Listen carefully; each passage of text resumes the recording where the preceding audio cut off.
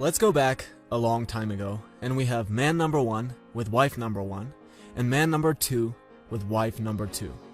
Now, man number 1 decides that he's going to cheat on his wife, and man number 2 decides that he's not going to cheat. So let's say they both have 2 kids each with their wives, but man number 1 also cheated with 3 other women and has a kid with each. That gives the cheater a total of 5 kids with his genes, and the non-cheater a total of only 2. Now, let's say a few lions get hungry and attack and eat 2 kids of each of the men. The genes of man number 2, the honest non-cheater, will not survive, while the genes of man number 1, the dishonest cheater, will go on. This is the main idea of the selfish gene. If there's a gene that's not selfish, it will disappear over time. The cheat on your wife genes will go on, and the don't cheat on your wife genes will go extinct. Let's look at another example. What if you're walking home to your family and you come across an empty hut? The people who own the hut are out gathering food, but they've left the hut all by itself, and you see that there's food in there. And you know you're not going to get caught if you go in and steal all the food. Are you going to be selfish and steal, or are you going to be a good guy? Well, let's look at it in terms of man number 1 and man number 2 again. Man number 2 decides to be honest again and goes home with what he has. On the other hand, man number 1 goes in and steals everything, adds it to everything else he has gathered, and brings home twice as much food. Now famine strikes. Both families of man number 1 and man number 2 are struggling to feed themselves, but man number 1 has twice as much food because he was selfish. Man number 2's family ends up starving to death, and man number 1 struggles to feed his family, but they eventually survive and reproduce. Again, we end up with the selfish genes surviving while the honest genes disappear. Now you might be asking, well, what about all the nice things we do for each other? What about all those altruistic genes? So let me give you an example of that.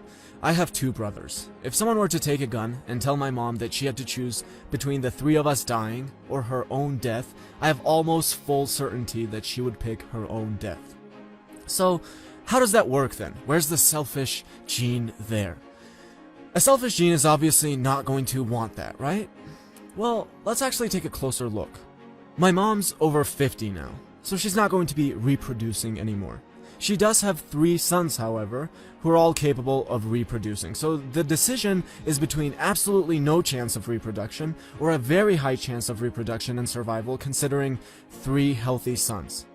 Keeping this in mind, it now makes perfect sense for a gene to be selfish and want my mom to sacrifice herself. She's not going to sacrifice herself for any random 3 brothers. Why not? It's not like we're the best 3 brothers in the world.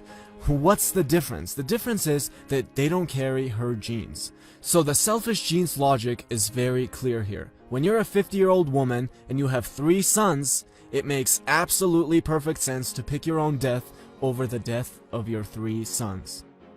Let's look at another example. Worker bees will sting an intruder and kill it, but in the process the bee's internal organs are ripped out and it dies as well. Wow, now that can't be because of a selfish gene, right? We love looking at social insects like bees and ants and glorifying them for these selfless acts. But let's take a closer look at this kamikaze behavior. What you have to keep in mind is that the bee is sterile. There are 2 ways to help your genes survive. 1, to produce offspring. 2, to take care of and protect the organisms with the same genes as you.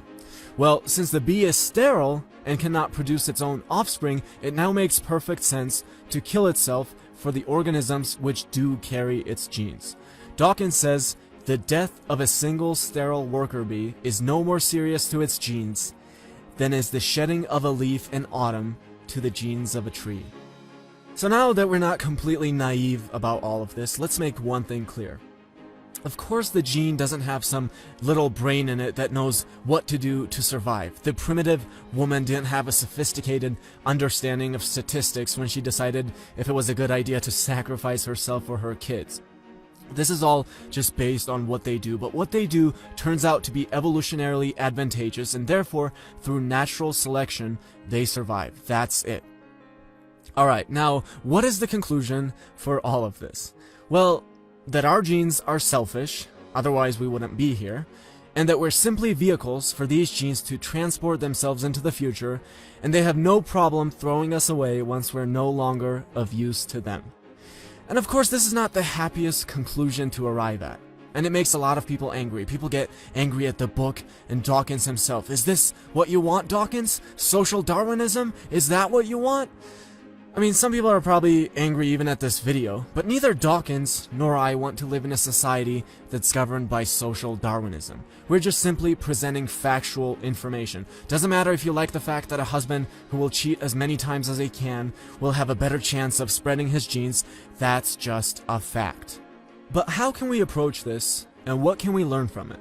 Well, one, we have to start by facing reality. The reality isn't pretty. We're programmed to cheat. We're programmed to eat a lot of sugar. You have to understand what you're dealing with if you're going to go against it. It won't help you to get angry and yell, well, I'm not programmed to eat sugar, because you'll be presented with cookies and you'll overeat like everyone else. So one, face the reality. Two, we're so lucky as humans. You can't expect a bird to honor his commitment to his bird wife and not cheat on her, because he'll just go off of what he's programmed to do. But we humans have the ability. We have the ability to go against our programming. That doesn't mean that most people will go against it, but it's definitely possible. Most people won't be able to go against the urge to eat sugar when they're tempted by it, but I also have plenty of friends who do go against eating a cookie every time they're presented with one. Another thing I get asked a lot is when I'm going to have kids. And my answer is, I'm not sure if I want kids or not. I don't know if I want to play the game that I'm programmed to play, which is to have kids so my genes can keep going, or just create my own game and play that. And to this, most people's reaction is just pure shock. How could you possibly not want kids? What is wrong with you? And that's great that there's such a strong reaction, otherwise we would be extinct by now. But I might have kids or I might not. I don't know yet. I don't want it to be determined just by what I'm programmed to do, which is why most of us are brought into this world.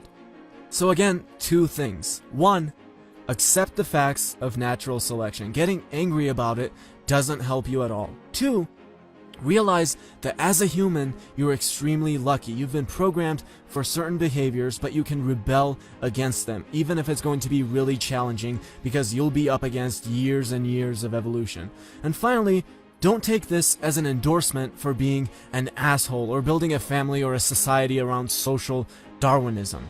It will probably make you really miserable, but yes, your genes will be very proud of you. So to quote Richard Dawkins, I am not advocating a morality based on evolution. I am saying how things have evolved. I am not saying how we humans morally ought to behave. I stress this because I know I'm in danger of being misunderstood by those people, all too numerous, who cannot distinguish a statement of belief in what is the case from an advocacy of what ought to be the case.